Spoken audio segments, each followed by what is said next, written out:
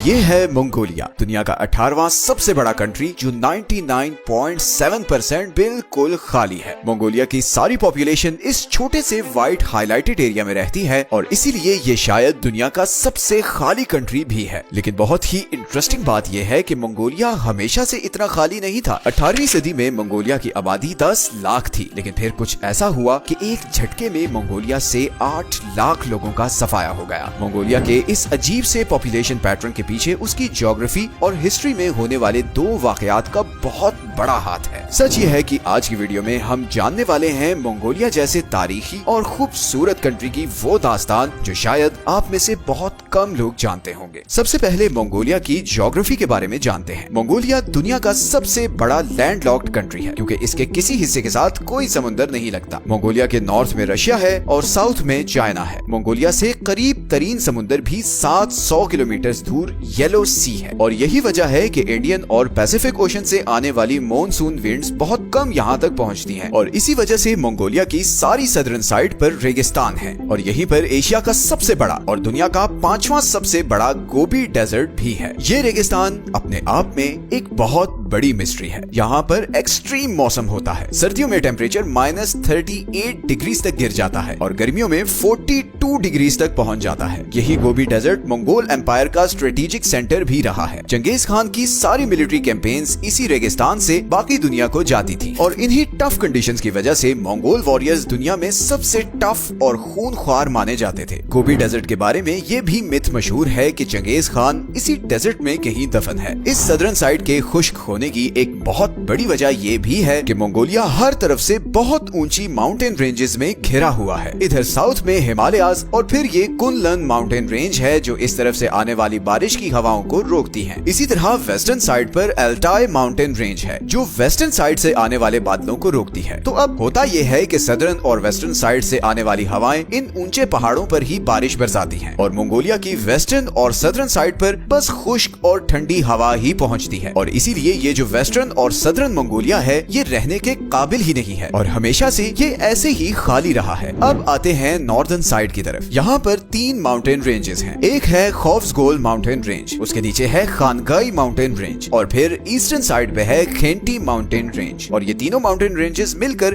कुछ ऐसा ट्रायंगल सा बनाती हैं जिसकी वजह से वेस्टर्न, सदर्न और नॉर्दर्न साइड से आने वाली खुश्क और ठंडी हवाएं इस ट्रायंगल वाले एरिया तक नहीं पहुंचती और यही वजह है कि जहां बाकी मंगोलिया का टेम्परेचर -40 डिग्रीज तक गिर जाता है वहीं इस ट्रायंगल में मिनिमम टेम्परेचर बस -2 तक ही गिरता है और इसीलिए मंगोलिया का कैपिटल उलान बाटर भी इसी ट्रायंगल में ही है। ये मौसम की शिद्दत ही वो फैक्टर है जिसकी वजह से पूरे मंगोलिया में सिर्फ यही एरिया कुछ भी उगाने या एग्रीकल्चर के काबिल है। बट ये एरिया मंगोलिया के टोटल एरिया का सिर्फ 0.4% बनता है। इसी तरह पूरे मंगोलिया में सबसे ज्यादा बारिश भी इसी ट्रायंगल में होती है। गो के ये सिर्फ 350 मिलीमीटर बारिश है पर फिर भी आपको मैप में नॉर्थन साइड पर लश ग्रीन एरियाज नजर आ रहे होंगे। अब इंटरेस्टिंग बात यह है कि इतनी थोड़ी बारिश से यहाँ पर इतनी ग्रीनरी कैसे होती है। इसमें एक बार फिर इन 3 माउंटेन रेंजेस का रोल है। आपने ज्योग्राफी में erosion of the soil from the mountain वाला कॉन्सेप्ट पढ़ा होगा कि जब बारिश होती है तो पहाड़ों से सारे मिनरल्स उस बारिश के पानी के साथ नीचे वैली में आ जाते हैं जिससे नीचे वैली की मिट्टी बहुत ज्यादा फर्टाइल हो जाती है। ऐसा ही कुछ इन 3 माउंटेन रेंजेस की वजह से होता है और इसीलिए आपको यहाँ ये लश ग्रीन एरिया नजर आ रहा है। तो अभी तक तो हमने देखा है कि कैसे ज्योग्राफी की वजह से मंगोलिया के सिर्फ 0.3% एरिया पर सब लोग रहते हैं, लेकिन मंगोलिया के इतना खाली होने की एक और वजह ये भी है कि यहाँ पर इन जनरल पॉपुलेशन ही बहुत कम है। लेकिन इसकी क्या वजह है? हालांकि वीडियो के शुरू में मैंने आपको बताया था कि 18वीं सदी में मंगोलिया में 10 लाख लोग रहते थे मगर फिर एकदम 8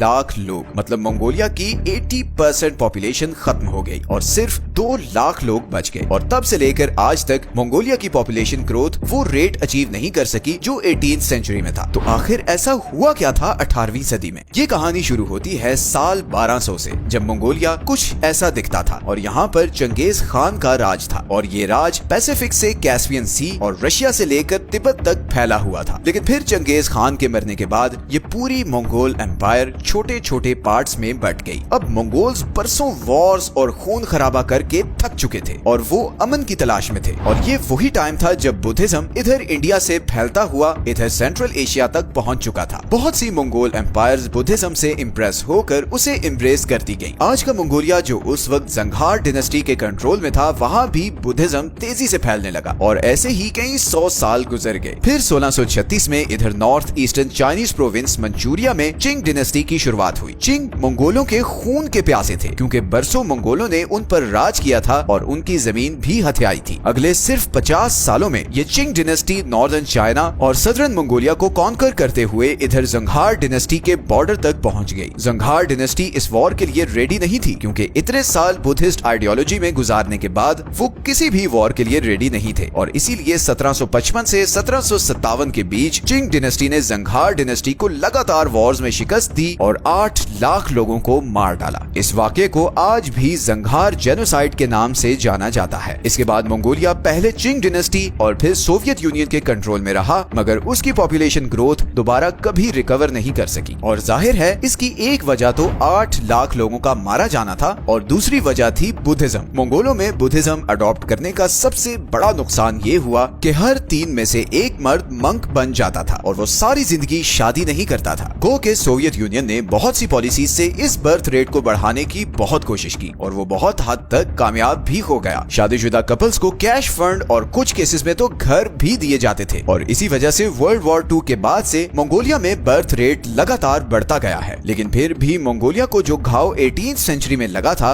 वो आज भी नहीं भरा है। बुद्धिज्म आज भी मंगोलिया का डोमिनेंट रिलीजन है और आज भी मंगोलिया में बहुत से मर्द सारी जिंदगी शादी नहीं करते और ये फैक्ट मंगोलिया के इस पॉपुलेशन पैटर्न को बिल्कुल भी इम्प्रूव नहीं कर रहा। तो आज की वीडियो में हमने देखा कि कैसे मंगोलिया की हार्श ज्योग्राफी और उसकी हिस्ट्री ने इस सारे पॉपुलेशन पैटर्न को शेप किया है। अगर आप ऐसी ही ज्योग्राफी से रिलेटेड वीडियोस देखने में इंटरेस्टेड हैं, तो हमने अपने चैनल पर ऐसी सारी वीडियोस की एक प्लेलिस्ट बनाई है जिसमें आप ऐसी सारी वीडियोस एक ही क्लिक में और एक ही सिटिंग में देख सकते हैं। आज की वीडियो अच्छी लगी है तो इसे लाइक और चैनल को सब्सक्राइब जरूर कर लें। मिलते हैं नेक्स्ट वीडियो में एक और इंटरेस्टिंग टॉपिक के साथ। अपना ख्याल रखें। अल्लाह।